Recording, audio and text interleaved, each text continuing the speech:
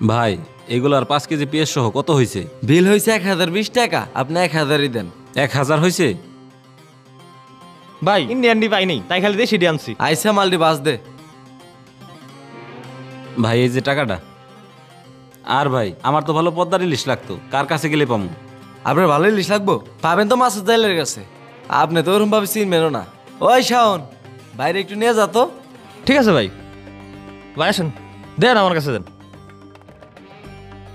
ভাই বাজারের মাঝখানে দোকান। কিরে শাওন, আমি যখনই আসি তোরে তখনই দেখি বোঝা টানতেছা। তোরে কি কোনো সময় দোকানে বসতে দেয় না? ভাই বসবে দেয় তো। ভাই যখন দুপুরে খাবার যায় তখন তো দোকানটা আমি দেখি। ভাই আপনি একটা কথা কই। কি বলবি বল। ভাই আমার 2000 টাকার খুব দরকার। ভাইয়ের কাছে চাইলাম, ভাই নাকি আরো মাল কিনছে, তার কাছে টাকা নাই। আপনি যদি আমার 2000 টাকা দিতেন। তুই যে 2000 টাকা চাস, তুই কি ফেরত দিতে পারবি? ভাই আমি ফেরত দিতে পারুম। আমি জমা দিলাম, কালকে আপনি টাকা দিয়ে দিন। আমার 2000 টাকা দেন। জবান দিলি তো কালকে দিবি? হ্যাঁ ভাই। আচ্ছা তাহলে 2000 দিতেছি।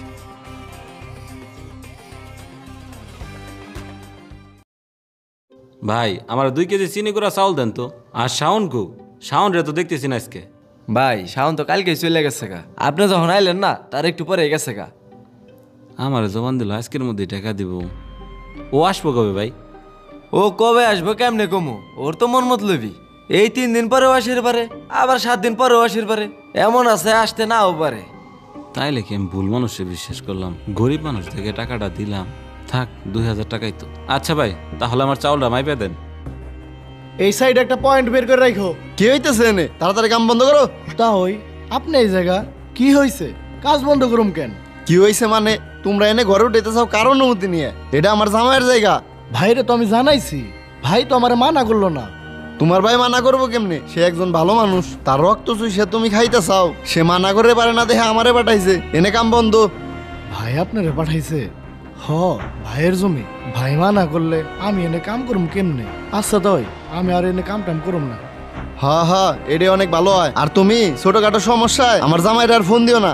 আমার মেয়ের আর জামাইরে শান্তিতে থাকতে দাও। আচ্ছা তাই চলেন বাড়ির ভিতরে যাই। তোমার বাড়ি যাই আমি কি করুম? ভাই কাম কি তাইলে বন্ধ? হ, কাম বন্ধই। এই মাছ যে 500 টাকা কেজি ধরলেন, এই মাছের দাম আরো কম। আচ্ছা ঠিক আছে, তারপর আমি টাকা দিয়ে দিতেছি। মাহুস ভাই। কিরে শাওন, তুই কবে আসলি? ভাই আমি তাইছি 2 দিন হয়ে গেছে, আপনি তো আমাকে দোকানে যান না। তোকে দোকানে যামু কি? তুই আমার কাছ থেকে টাকা নিলি, জবান দিলি যে কালকে দিমু। 3-4 দিন হয়ে গেল, এখন আমার টাকাটা পাইলাম না। ভাই টাকা তো আমি নিয়ে আইছি, এই যে নেন। ভাই আপনি কিছু মনে করেন না, আমি গেছিলাম একটু বাড়ি, আমার ভাইটা হলো ডেঙ্গু হয়েছে, হাসপাতাল নিয়ে গেছিলাম। 10-15 হাজার টাকা খরচ করে এলাম। ওই হাসান তোরে কয় টাকা দে যে তুই একবারে ভাইয়ের পিছে 10-15 হাজার টাকা খরচ করে এলি? হাসান ভাই তোমার 6,000 দেয়। 6,000 টাকা বেতন পাস? তাইলে তো 15,000 টাকা কামাইতে তোর 3 মাস লাগবো। এতগুলা টাকা একবারে খরচ করে এলি, তুই এখন চলবি কেমনি? চলবানি ভাই, আমার ভাইটার যে অবস্থা হয়েছিল, ওরে ডাক্তার না দেখাইলে ওরে তো বাঁচানি যাইতো না। এখন আমার ভাইটা তো ভাই কয়ে ডাক পারে আমারে, তাতেই চলবে না। জামাই, খবর পাইলাম তোমার ভাই নাকি তোমার রাস্তার বাড়ির জমিনটা দখল করে ওনে বড় করে স্কুল উঠাইতেছে। না আব্বা, ওই স্কুল উঠাইতেছে না তো। ওর তো চাকরিটা চলে গেছে, এর লিগে ওই জায়গায় ছোট একটা ঘর উঠে ও টিউশনি করাইব। তুমি তো বুঝো না, এগুলো হইলো বাহানা। এখন ছোট ঘরের কথা কয়ে স্কুল উঠাইতেছে, কয়দিন পর দেখবে এই জায়গাটা দখল করতেছে। তুমি তাড়াতাড়ি ওরে ফোন দাও। ঠিক আছে আব্বা, আমি ফোন দিয়ে দেখতেছি। কাঠগুলা ভালো মতো গুছাই রাখো। আচ্ছা ভাই। হ্যালো ভাই, কেমন আছো? আসি তো ভালোই, তাই তুই বলে আমার ওই বুম সিটির জমিতে বড় করে স্কুল উঠাইতেছা? স্কুল না তো ভাই, প্রাইভেট পড়ামো তো, এই জন্য 2-3টা রুম উঠাইতেছি। তোমার না কইলাম। তুই যে এত বড় করে স্কুলের মতো ঘর উঠে এত বেশি পোলাপান পড়াবি, এইটা তো তুই আমার স্পষ্ট ভাবে কস নাই। ভাই আমি তোমারে কইলে তুমি কি আর মানা করতে? এই জন্য আমি ওইভাবে তোমার কিছু কই নেই। আর তুমি তো এখন এই জমিতে কিছু করতে চাও না, যখন করবে তখন আমি ভেঙে দিবানি। আচ্ছা ঠিক আছে, তাইলে তোর সাথে আমি এই ব্যাপারে পরে কথা বলবানি। আচ্ছা ঠিক আছে ভাই। জামাই, তোমার ভাই কি কইলো? আব্বা, রায়হান কইলো ওই জায়গাটা তো খালি পড়ে রয়েছে, এর লেগে ওইটি ঘর উঠে পোলাপান পড়াইবো। আর জায়গাটা যখন আমার লাগবো তখনও ঠিকই খালি করে দিব। এর হয় নাকি? তুমি তো বাবা পুলাহান মানুষ, ব্যাপারটা বুঝতে চাও না। এখন তোমার ভাই অনেক ঘর উঠাইতেছে, 2 দিন পর দখল করব। বুঝছি, তোমার তো কোনো কাম হইব না, যা করার আমারই করুন লাগবো। শাওনে তো গরিব হয়েও ভাইয়ের জন্য সর্বস্ব দিয়ে দেয়। আর আমি ওই মাহফুজ ভাই কি চিন্তা করেন? শাওন, আমার একটা কাজ আছে, আমি জায়গা। ওই রেহান, রেহান। ভাই তুমি আইসাও, আসো ভিতরে এসে বসো। কি রে, আমি রাস্তার পারের ওই জায়গায় গেছিলাম, ওই জায়গা না তুই ঘর উঠে বেরছিলি, ওই জায়গা দেখলাম যে কাম বন্ধু, আবার তুই বাড়ি বসে রইছা, কাহিনীটা কি? ভাই কাম তো ধরছিলামই, তাও আসলো, তাও এসে কইলো কামটা না করতে, তাই বন্ধ করে দিছি। কি আমার শ্বশুর এসে মানা করছে? রায়হান, তুই অনেক বড় হয়ে গেছা। কেন ভাই, আমি কি কোনো ভুল করে ফেলাইছি?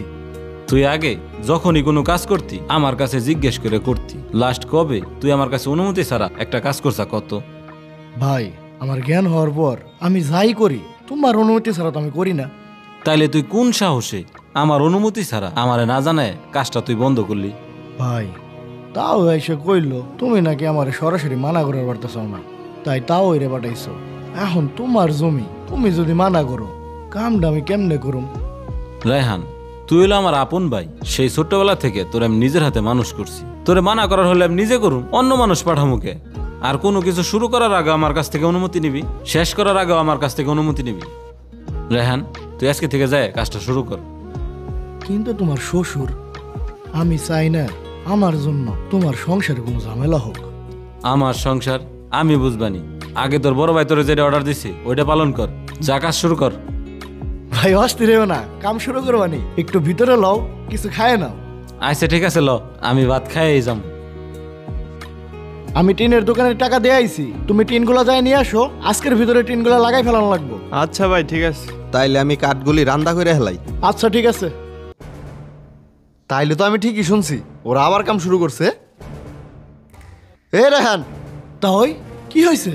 তোমার এত বড় সাহস, আমি আইসে মানা করার পরেও তুমি কাম শুরু করছাও। তোমার কি জেলের ভাত খাবার মনে হয়েছে নাকি? আমার বাইরে জেলের ভাত খাওয়াইবো হে কিরা? সামাই, তুমি এই জায়গা? আব্বা, আপনি এই জায়গায় এসে কাজ বন্ধ করছেন কেন? আপনার কি আমি কইছি নাকি যে এই জায়গায় এসে কাজ বন্ধ করেন? তুমি তো কিছু বুঝো না, তোমার আর আমার মেয়ের ভবিষ্যতের কথা চিন্তা করেই তো আমি এই কাজটা করছি।